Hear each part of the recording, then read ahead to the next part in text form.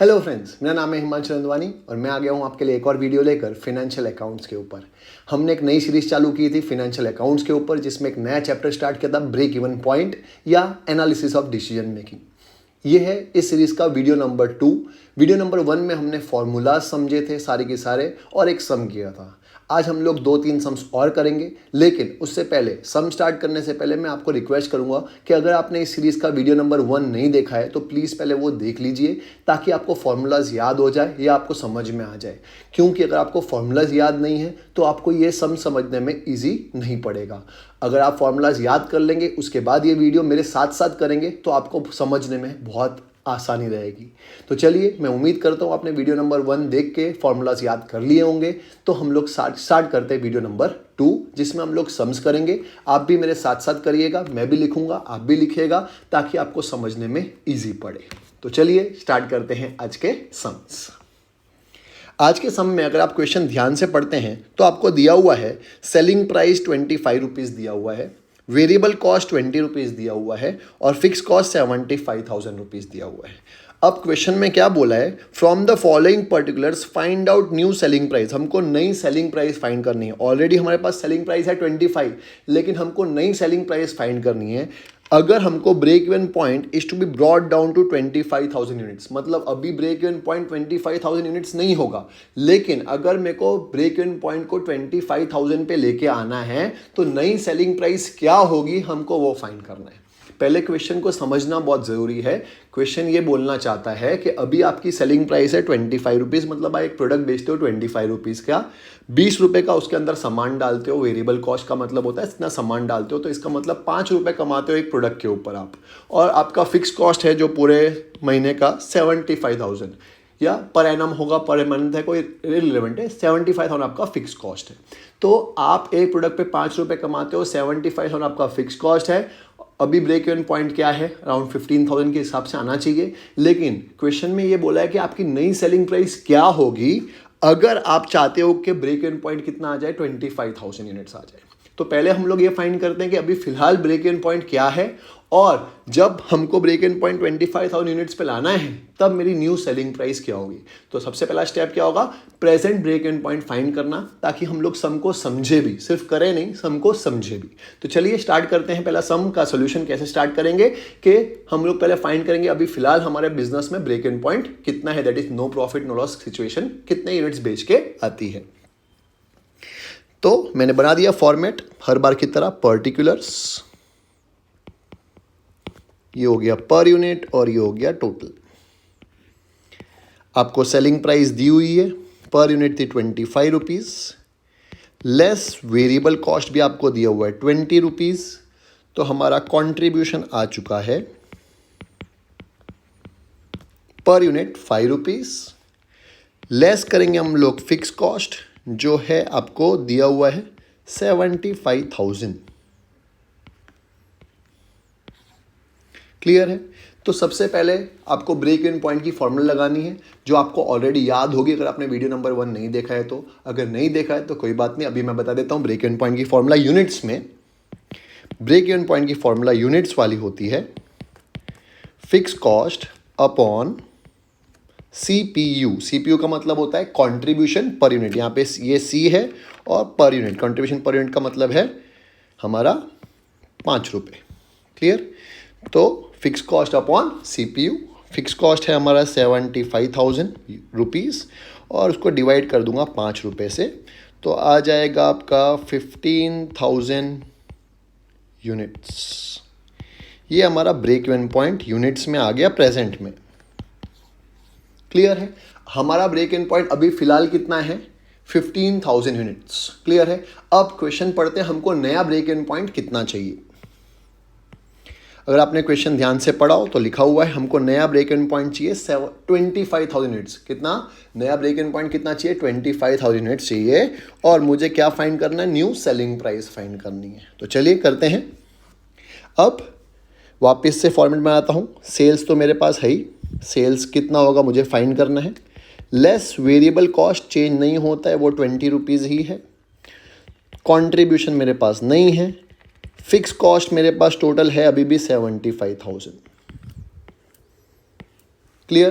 कहने का मतलब फिक्स कॉस्ट अभी भी कुछ बोला नहीं होता तो फिक्स्ड ही रहता है, तो फिक्स कॉस्ट अभी भी 75,000 पहले भी था, अभी भी 75,000 है। वेरिएबल कॉस्ट भी चेंज नहीं होगा पर यूनिट। पहले भी मैं एक प्रोडक्ट में कितने का सामान डालता था, 20 रुपये का, अभी भी मैं 20 रुपये का डालता हूँ। मुझे फाइंड करना है sales, new selling price find करना है। सेल्स मतलब न्यू सेलिंग प्राइस फाइंड करना है कितना होगा।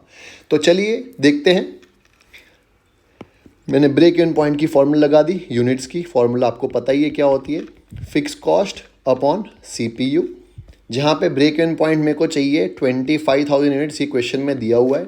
फिक्स कॉस्ट है 75,000, CPU मैं फाइंड कर लूँगा। क्लियर है? अब CPU आ जाएगा मेरा 75,000 डिवाइड बाय 25,000, तो आ गया ₹3। सिंपल है, 75,000 को मैंने डिवाइड कर दिया 25,000 से, तो कितना आ गया, 3 रुपये। अब मेरे पास आ चुका है ₹3, क्या आ चुका है मेरे पास, CPU, that is contribution per unit. अब ये 3 को मैं यहाँ पे अप्लाई कर सकता हूँ। क्लियर है? तो मैं अप्लाई कर देता हूँ, ये आ गया ₹3। अब उल्टा जाएंगे हम लोग, कहाँ से उल्टा जाएंगे, तो ये कॉन्ट्रीब्यूशन मेरे पास 3 रुपये है, वेरिएबल कॉस्ट 20 है, तो मेरे को बताइए सेलिंग प्राइस कितना होगा, डैश -20 इज इक्वल टू 3। तो 3 और 20 को प्लस कर दूंगा तो मेरा सेल्स या सेलिंग प्राइस आ जाएगा 23 रुपीज़। क्लियर है? तो इसका प्रेजेंटेशन कैसा रहेगा,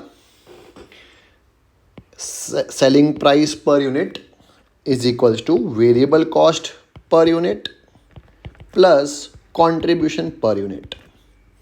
वेरिएबल कॉस्ट था 20, कॉन्ट्रीब्यूशन पर यूनिट मैंने निकाल दिया था 3 रुपये, तो ये आ गया 23 रुपीज़। ये आ गया सेलिंग प्राइस पर यूनिट जो मुझे फाइंड करना था। इजी, बहुत इजी लगा होगा अगर आपने समझ के किया होगा तो। क्लियर है? ये था हमारा पहला सम। चलिए एक और सम करते हैं ताकि आपको अच्छे से समझ में आ सके। आप लोग भी मेरे साथ साथ करेंगे तो बहुत मज़ा आएगा। ये जो एग्जाम में सम आता है इसी टाइप का आता है, शॉर्ट सम, जो अभी मैंने आपको सम कराया। अब नेक्स्ट सम देखते हैं क्या है। क्वेश्चन ध्यान से पढ़ना बहुत जरूरी है। क्या लिखा है पढ़िएगा। Vilas company sells it product at selling price of ₹15। अभी हमको दे दिया है सेलिंग प्राइस कितना है, 15 रुपये। If it produce and sales 8,000 units, और कितने यूनिट बेचता है वो, 8,000 यूनिट बेचता है। अभी फिलहाल कितने यूनिट बेच रहा है, 8,000 units. It incurs a loss of ₹5, और उसको 5 रुपये पर यूनिट का लॉस होता है। अगर वो 8,000 यूनिट बेचता है 15 रुपये के हिसाब से, तो उसको 5 रुपये पर यूनिट का लॉस होता है। क्लियर है? If the company produces and sales 20,000 units, अब वो बोल रहा है अगर कंपनी 20,000 यूनिट्स बेचना कामयाब हो जाती है, अभी कितने बेच रही है, 8,000, लेकिन अगर वो 20,000 यूनिट्स बेचती है तो इट इनकर्स अ प्रॉफिट, तो उसको 4 रुपये का प्रॉफिट होता है।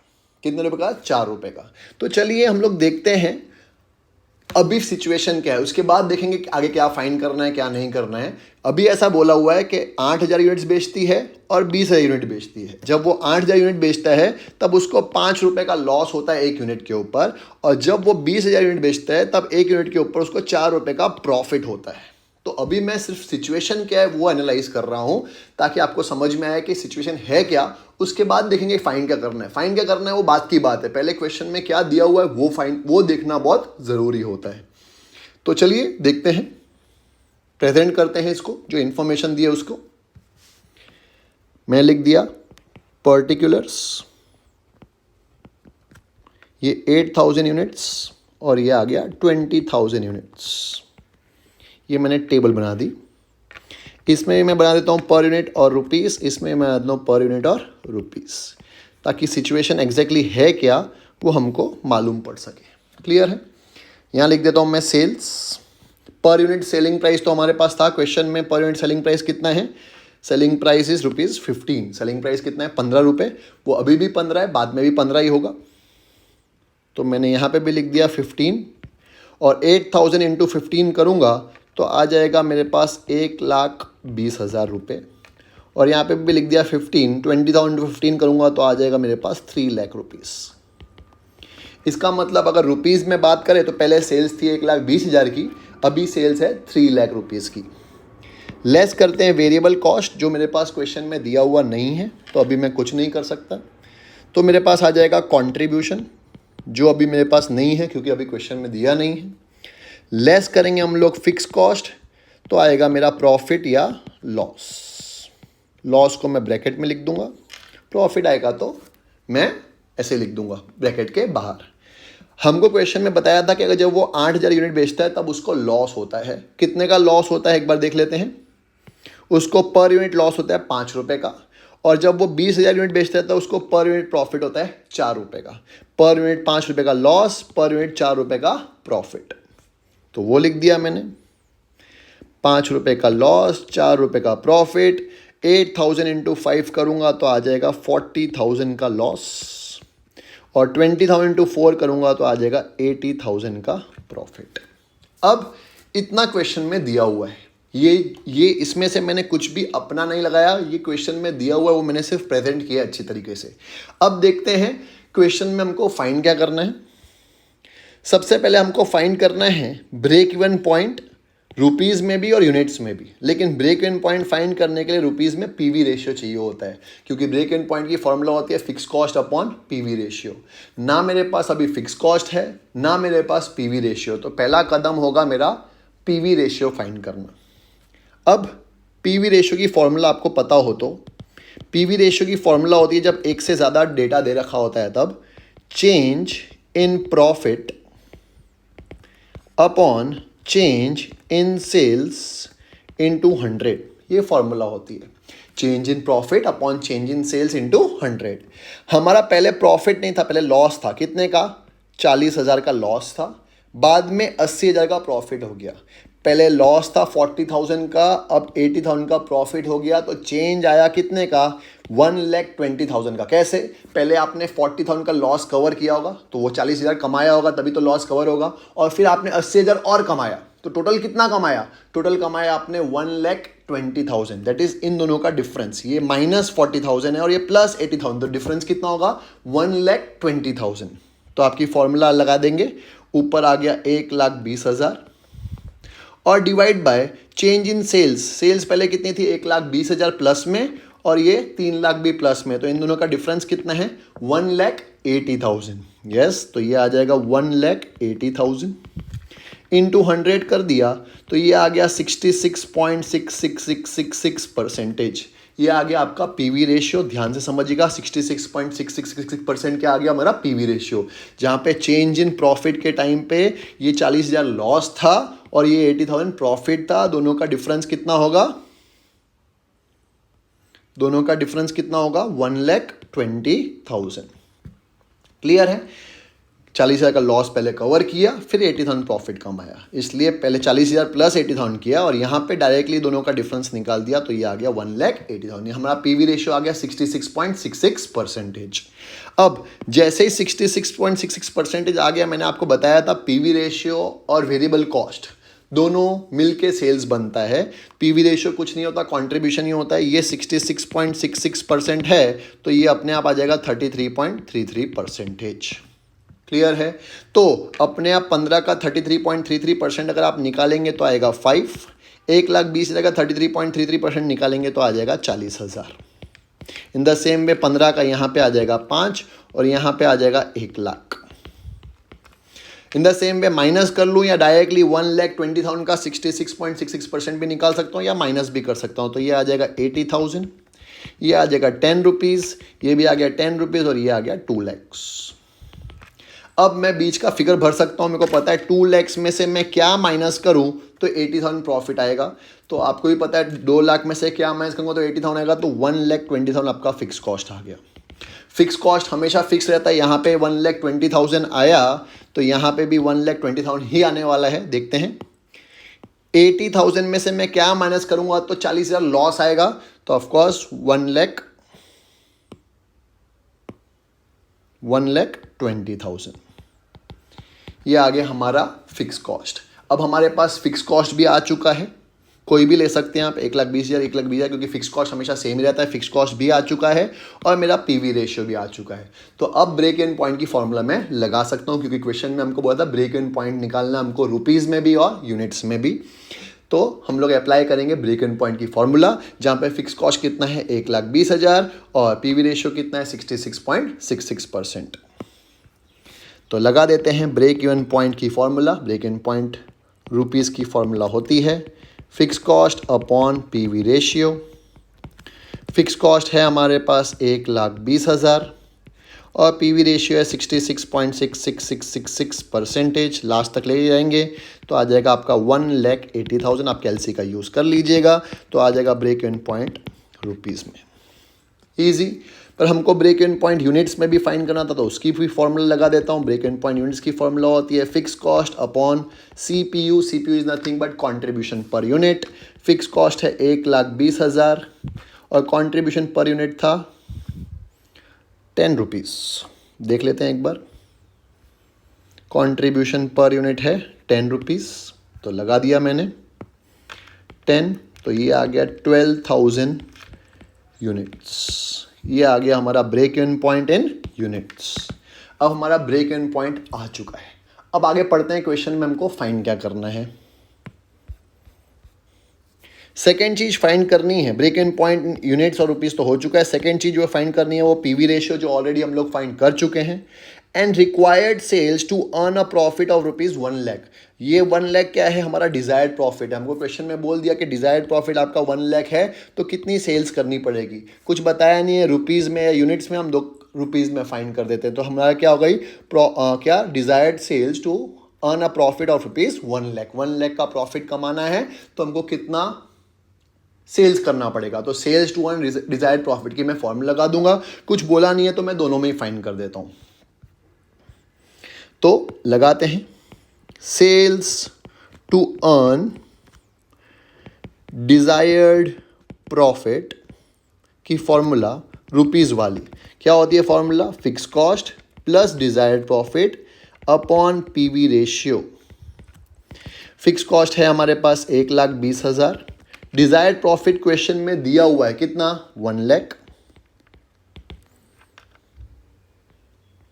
और पीवी रेशियो है हमारे पास 66.6666%। लास्ट तक लेके जाइएगा। तो आप इसको सॉल्व करेंगे, 1,20,000 plus 1 lakh is 2,20,000 divide by 66.66% आएगा तो 3,30,000 के आसपास यही आएगा। अब एक बार चेक कर लीजिएगा कैलसी पे। तो ये आ गया हमारा sales to earn desired profit, कैसे, रुपीज़ में आ गया। रुपीज़ में हमने निकाल दिया। अब हम लोग निकाल देते हैं कि इसमें यूनिट्स में भी। तो यूनिट्स में कुछ नहीं होता, बस जहाँ पे पीवी रेशियो लिखा हुआ है उसके बदले क्या लगा दूंगा मैं, CPU लगा दूंगा तो यूनिट्स में आंसर आ जाएगा। मैंने आपको फॉर्मूला वाले पे जब वीडियो समझाया था तब बताया था कि जब भी मेरे को रुपीज़ में आंसर चाहिए तो मैं लगाऊंगा पीवी रेशियो, यूनिट्स में आंसर चाहिए तो मैं यहाँ पे क्या लगा दूंगा, CPU। तो यूनिट्स में भी आंसर आ जाएगा। तो चलिए लगाते हैं sales to earn desired profit units के अंदर। तो फॉर्मूला होगी fix cost plus desired profit upon CPU। Fix cost है 1,20,000, डिजायर्ड प्रॉफिट है 1 लाख और CPU था हमारा 10 रुपीज़। तो 1,20,000 plus 1 lakh is 2,20,000 divide by 10 is 22,000 units. ये हमारा यूनिट्स में भी आ चुका है। इजी। मुझे उम्मीद है आपको समझ में आ रहा होगा। अगर आपने भी मेरे साथ साथ ये वीडियो सॉल्व किया हो या ये सम सॉल्व किया हो वीडियो में तो आपको भी चैप्टर बहुत इजी लगेगा। चलिए तो मिलते हैं नेक्स्ट वीडियो में कुछ और सम्स के साथ। तब तक अगर आपने वीडियो अभी मेरे साथ सम्स नहीं किया तो प्लीज़ सम्स प्रैक्टिस करिएगा। और कोई डाउट हो तो कमेंट सेक्शन में ज़रूर लिखिएगा ताकि मैं आपके डाउट्स सॉल्व कर सकूँ। क्लियर है? मिलते हैं नेक्स्ट वीडियो में। अगर मेरा चैनल सब्सक्राइब नहीं किया तो प्लीज़ सब्सक्राइब करिएगा और अपने फ्रेंड्स के साथ ज़रूर शेयर करिएगा। बाय।